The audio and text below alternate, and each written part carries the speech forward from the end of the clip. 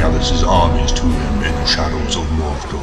In the bowels of Isengard, his puppet Sauron leads a murderous orc, whose sole purpose is the destruction of the world of men.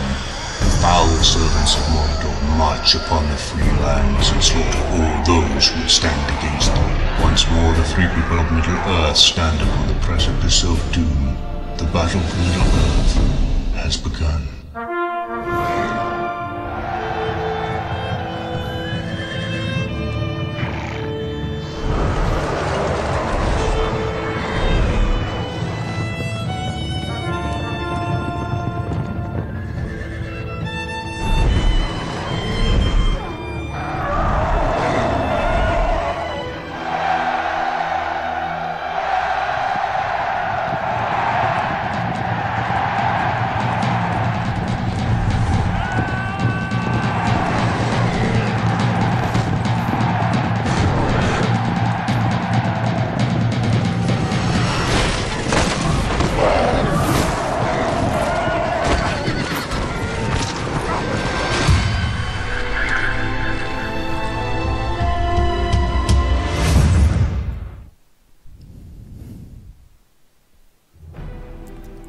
And after that beautifully rendered in-game footage movie thing, welcome to On Gaming and Nerdery.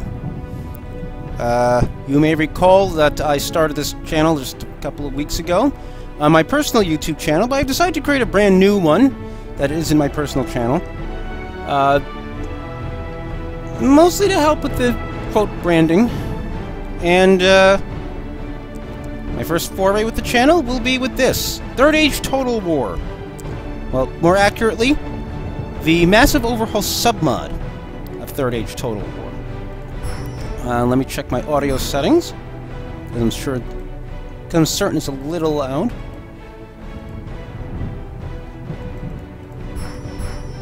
Okay, let's hope you can still hear me. Still messing with my microphone settings, so the chances of you not hearing me are pretty high, actually. Anyway. For those of you unfamiliar, Medieval 2 Total War is a real-time strategy game that essentially depicts the medieval era. It has two separate stages. One, the world map is a turn-based strategy game where you build up your empires and expand your territory. And then there's of course, there's the secondary battle scenes, which you saw in the opening movie, where the armies you build where the armies built by the player and the AI duke it out.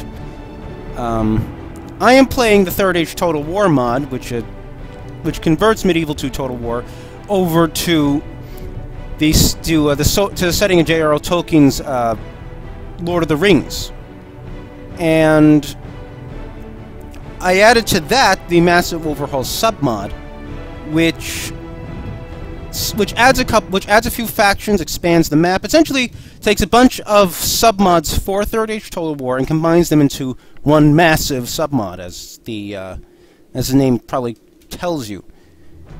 You know, and the various factions you can play Gondor, Rohan, Free Peoples of Eriador, Dale, the High Elves, the Silvan Elves. The Elves of Lorien were split up from the Silvan Elves, the Dwarves, of course, Mordor, Isengard, the Orcs of the Misty Mountains, the Orcs of Gundabad, Harad, Rune, and they also added the Wild Men of Dunland to this. And essentially what we're going to do is that we're going to check out a little bit of the gameplay, and then we're going to... And then essentially what I'm going to do is I'm going to show you some of the gameplay on the overworld map, and then what I'm going to do is essentially cut out those boring parts, because the overworld can be a little slow, and also the massive overhaul submod increases the time between turns a lot, so I'm probably going to skip between the overworld to the battles in between. Alright, with that said, I guess we should get started. So, when I played this game, I played only a handful of factions. I haven't played any of the evil factions, and I've played only Gondor, Eriador, and the Silvan Elves. I have not played any of the others. I'm perfectly willing to play the others, but I'm going to start with something I'm comfortable with. And I think I'm going to start with the Silvan Elves. They just kind of really kind of mesh with my play style. Silvan Elves are by King Thranduil. Tells you their strengths and weaknesses here. They rely on excellent archers and versatile infantry, and they have slow recruitment and lack heavy cavalry. We'll find out what all that means in a bit.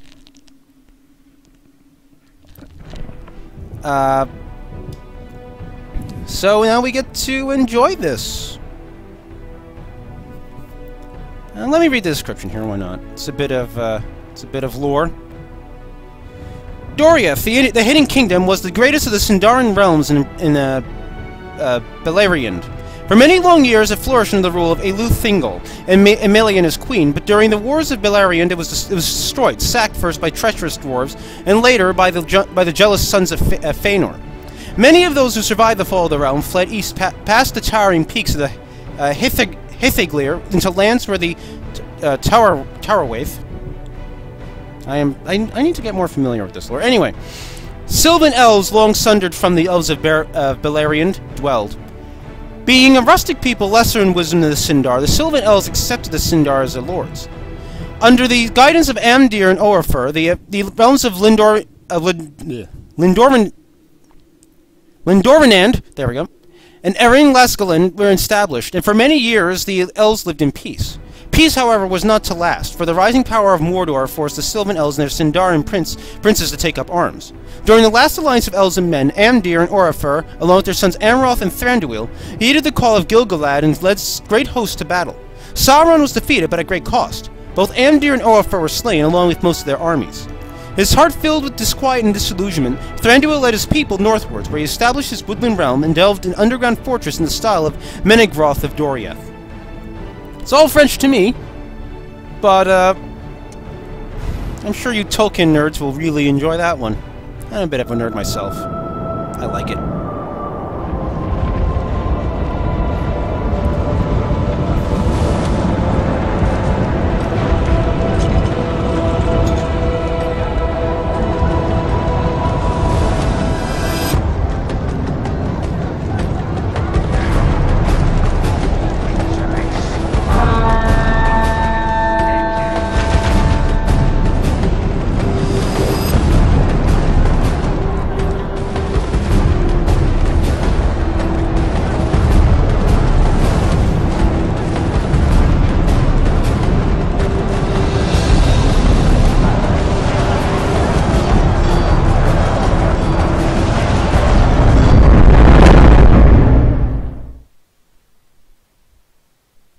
More cinematics.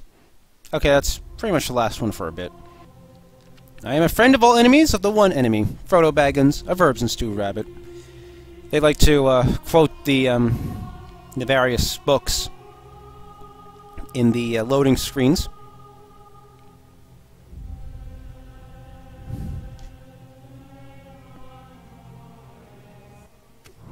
All right. Now, when we're playing, when we're playing the Massive Overhaul submod, we have to deal with a lot of screens in the very beginning, which ask us if we want to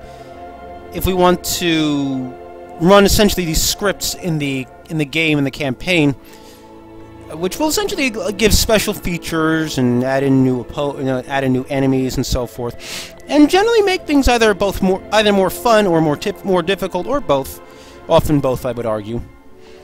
For example, this script, the Tolacharn, which is essentially in the base game of Third Age Total War, Sauron can call invasions, crusades in the base game. Well, one of the mods in the Massive Overhaul submod adds the Tolacharn, which is a counter-invasion akin to the Jihad in the base game. And we're going to have those. Earlier invasions get called earlier, I'm going to decline that though. Play with the Garrison script. The Garrison script essentially spawns additional troops in AI-controlled cities to increase the difficulty, because it's a pretty easy exploit in the base game and in Third Age Total War, that the AI will be very, very, very, very, very stupid sometimes, and leaves some cities completely undefended, even though it's near their frontier, and, you know, it makes it very easy to take them when there's only, like, three or four units garrisoning them, when you have, like, an army of 20. So, essentially, this will spawn about another half garrison's worth of troops. Both basic troops only, though, so most under-defended cities will still be easily capturable into the garrison. Okay. Resurrect allied factions. This script allows you to resurrect allied factions, assuming you meet specific conditions. You gotta capture their capital and hold it for a turn. And then, you can give it to them via diplomacy. Play with the diplomacy script. Yeah, this will essentially make it so that the good factions and evil factions will work together, rather than against each other occasionally, because the base game scripting can cause it to happen, where, like, if you're the Eriador, I know in the base game I was playing as Eriador, and I had the dwarves declare war on me several times. It was kind of annoying. Now, Isengard Mysterious Documents, this will give the, this will give in 50 turns Isengard, it will give him special technology, bombs and the like, as we saw in the movies, not in the books necessarily. It's implied to be magic in the books, but it's shown as technology, and actually it could be technology in the books too, who knows. But who knows for certain, I think. I'm certain my podcast co-host will berate me if I happen to be very wrong about that. Anyway, we'll get to see that eventually. Well, actually, we might not. They'll probably get killed while fighting Rohan, or Eriador, or Gondor. Rune Mysterious Documents. This will give Rune some super weapons. It looks like a runic flamethrower and some other technologies. Saruman's forces. This script will increase the numbers of Saruman's troops that we see. Same with Rune. Play with Immortal Heroes. Essentially, each faction has some of the more famous heroes of the Lord of the Rings lore, and like Thranduil and Legolas are for the Silvan Elves. Aragorn and Gandalf for Eriador. Denethor, Faramir, Boromir for Gondor, and so on and so forth. And essentially, if they die in battle, they'll respawn near the capital. I believe they lose stats when they do that, but essentially, you know, they can't be killed because it can be pretty easy to accidentally lose generals in the middle of combat. In fact, it can be really irritating sometimes because, like, just the combat will not go the right way, even though you have an advantage. And yeah. Play with captured messages. It will tell me if capitals get captured. Counter invasions, yes.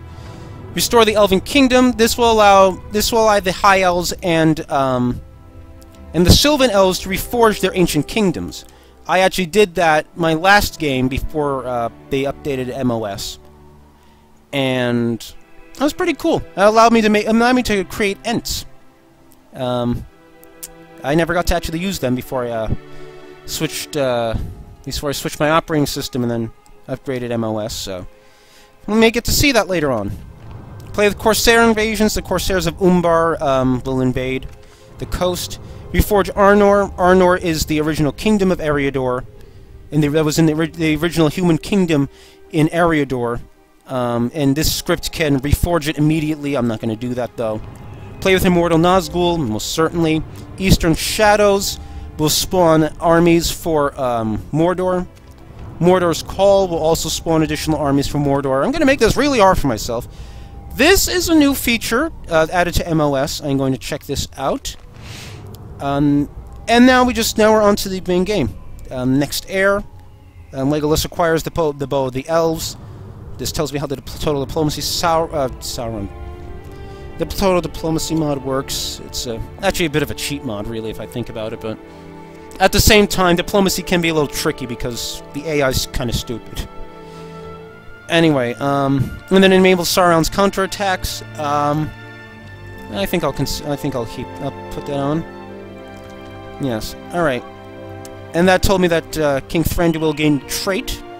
It's over here in Thranduil's halls. And here's Legolas. just outside of Thranduil's Halls. And what we're going to do is...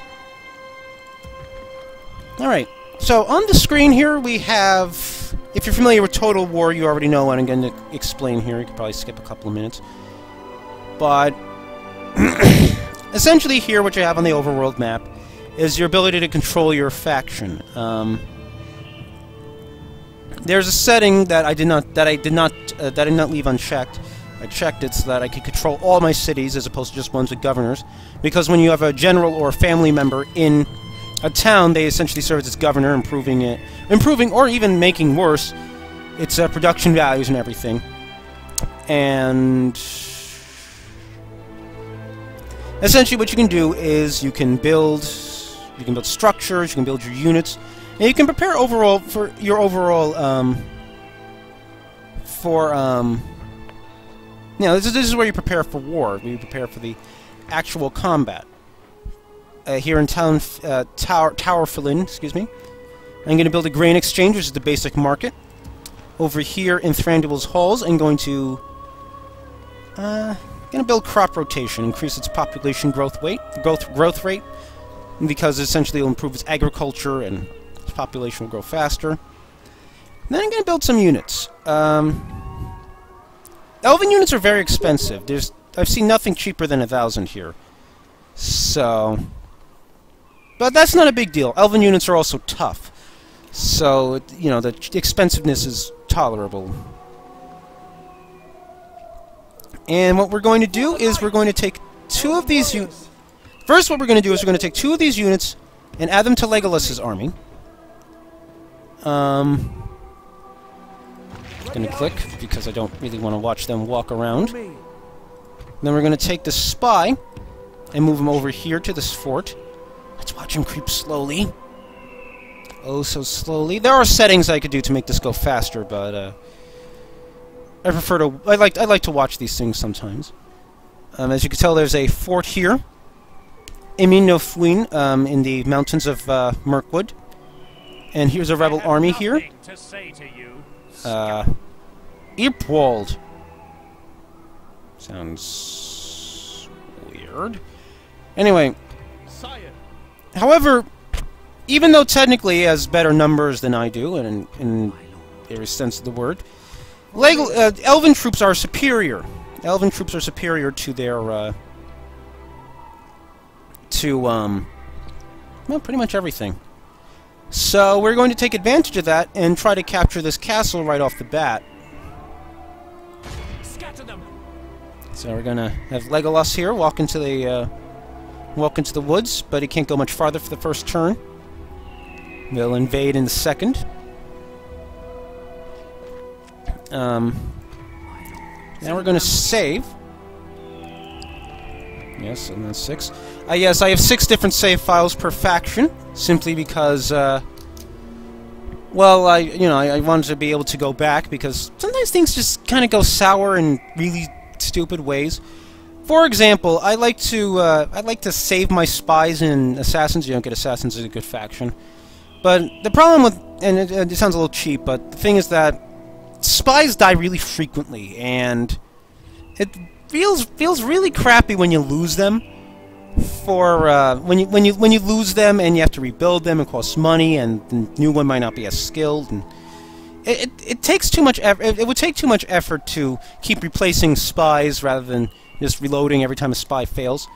Now, in order to not cheat too much, I am going to only reload once if a spy fails and just not commit to a mission.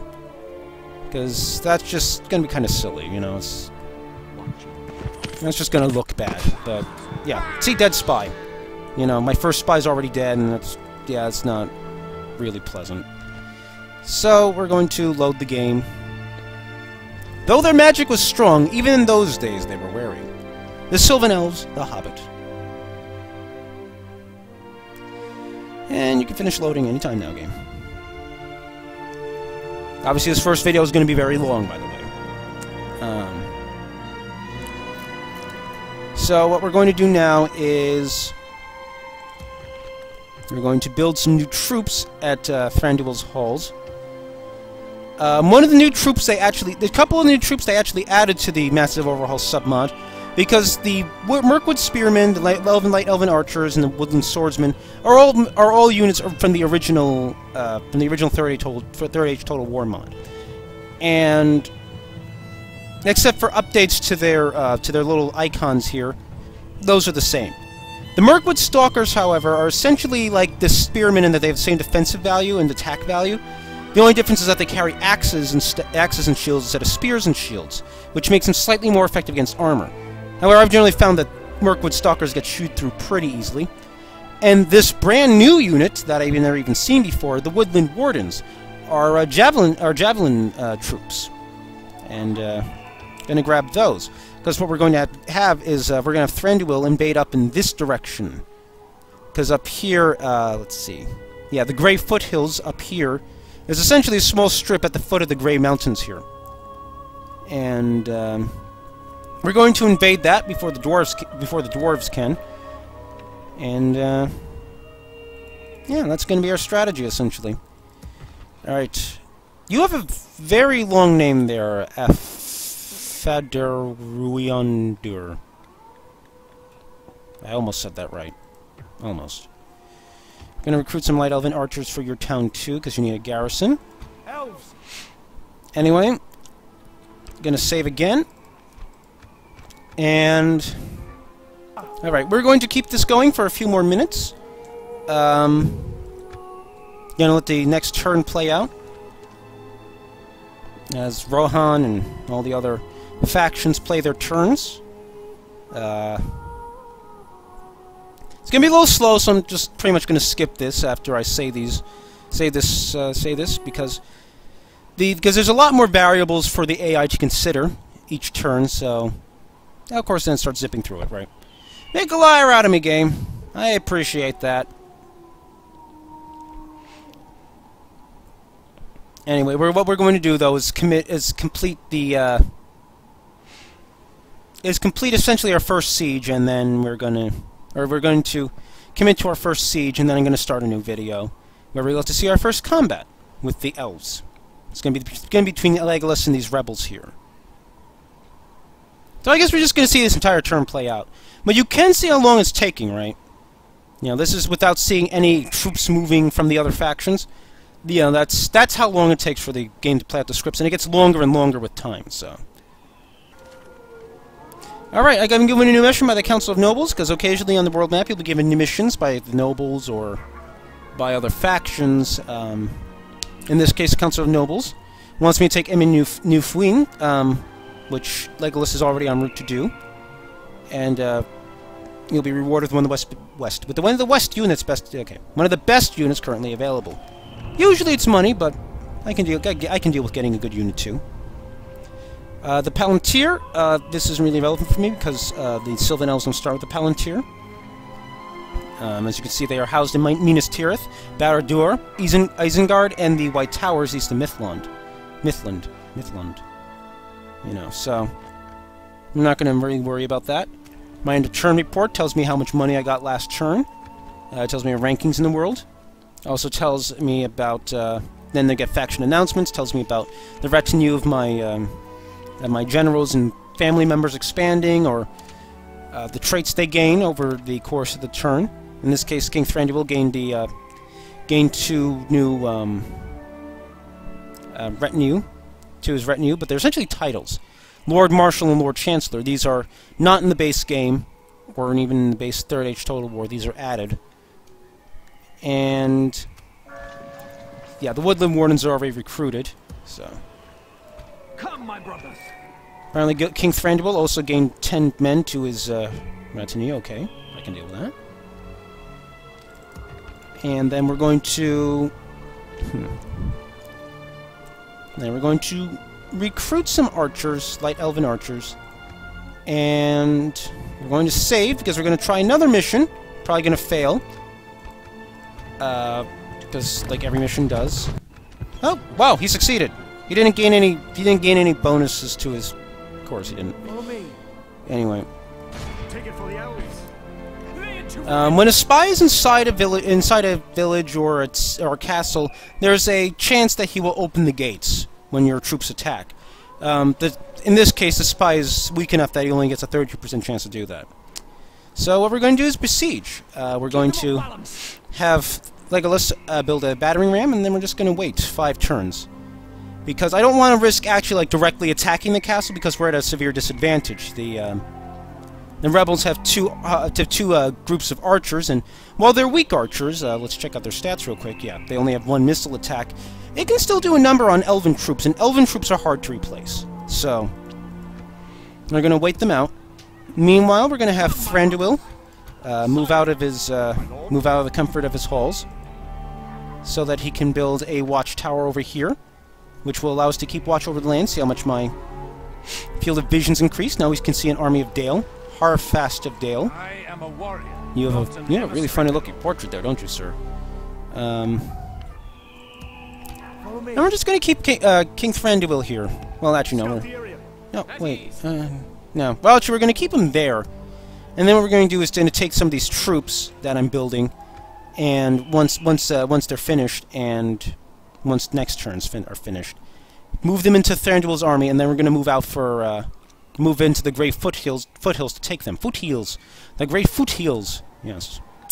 Anyway, and with that, I'm going to save once more, and we're going to end the first video there. And be sure